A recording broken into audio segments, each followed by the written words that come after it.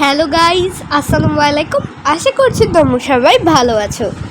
So প্রথমেই বলে দিচ্ছি, প্রচণ্ড ঝড় হওয়ায় এবং বিদ্যুৎ না থাকায়, ওয়াইফাই না থাকায় এতদিন আমি ভিডিও আপলোড করতে পারিনি। তো আজকে এই কারণটা এসেছে, তাই ভিডিওটা আপলোড করেছি। তো চলো ভিডিওতে যাই। তো তোমরা তো জানোই, কিছুদিন আগে বাংলাদেশের দক্ষিণাঞ্চলে একটা ঝড় হয়েছে। ঝড়টা দিনের বেলায় হয়েছে।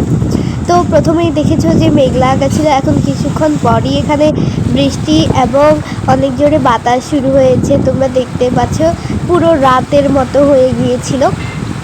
এই ঝড় প্রায় 3 থেকে 4 ঘন্টা হয়েছে। তো ঝড়টা থামার পর পরের দিন সকালেই দেখতে পাচ্ছ অনেক বেশি ক্ষয়ক্ষতি হয়েছে, অনেক গাছ ভেঙে পড়েছে, অনেকের জমি নষ্ট হয়েছে যারা ধান লাগিয়েছিল। দেখতে পাচ্ছ এই কলা গাছগুলোরও কিন্তু অবস্থা খারাপ, এগুলো সব ভেঙে পড়ে গেছে। আমার তো দেখে খুবই খারাপ লাগতেছিল, যারা এগুলো কষ্ট করে লাগাইছে তাদের সব কষ্ট বিফলে গিয়েছে।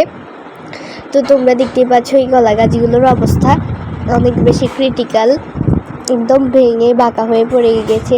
অ্যান্ড এখানে পুরো গাছটাই ভেঙে গিয়েছে, ওই যে মাথা থেকে এটা ভেঙে পড়ে গিয়েছে। মানে তোমরা ভাবতে পারছো যে কত জোরে এখানে দমকা হাওয়া হয়েছিল। সো এখানে এখন মানুষজন গাছগুলোকে কেটে ফেলছে, যেহেতু এগুলোর মাথা সব ভেঙে গিয়েছে, তোমরা দেখতেই পারছো। সো তোমাদের সাথে আবার দেখা হবে অন্য কোনো ভিডিওতে। আসসালামু আলাইকুম। আর তোমাদের যদি আমাদের ভিডিওগুলি ভালো লাগে তাহলে চ্যানেলটি সাবস্ক্রাইব করবে এবং ভিডিওতে একটি লাইক করবে। বাই ভিউয়ার্স, আবার দেখা হবে অন্য কোনো ভিডিওতে।